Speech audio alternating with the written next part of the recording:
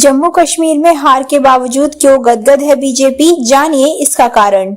जम्मू कश्मीर विधानसभा चुनाव के नतीजे सामने आ चुके हैं। यहाँ नेशनल कॉन्फ्रेंस अपनी गठबंधन सहयोगी कांग्रेस पार्टी के साथ मिलकर सरकार बनाने जा रही है। उमर अब्दुल्ला जम्मू कश्मीर के अगले मुख्यमंत्री होंगे। बीजेपी को कुल 29 सीटों पर जीत मिली है।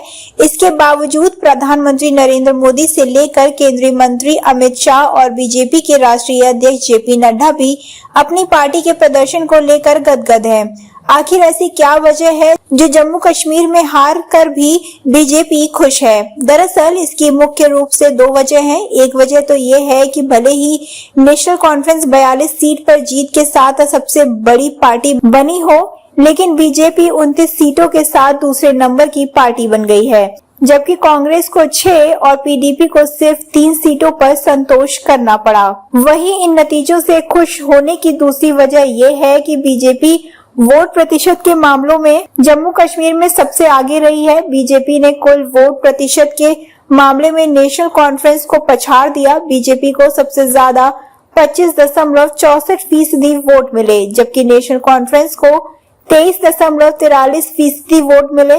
इस तरह से देखा जाए तो जम्मू कश्मीर में बीजेपी का अभी तक का सर्वश्रेष्ठ प्रदर्शन है और यही वजह है कि बीजेपी हार कर भी खुश है।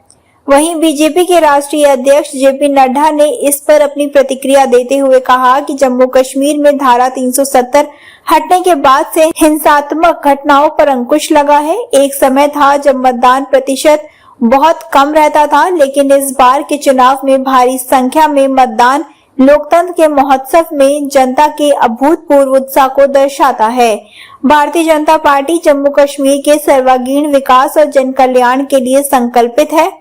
हम प्रदेश के विकास और जनहित के हर मुद्दे को उठाते रहेंगे। इसी के साथ उन्होंने जम्मू कश्मीर में बीजेपी के समस्त कार्यकर्ताओं का अभिनंदन करते हुए जनता जनार्दन का आभार जताया।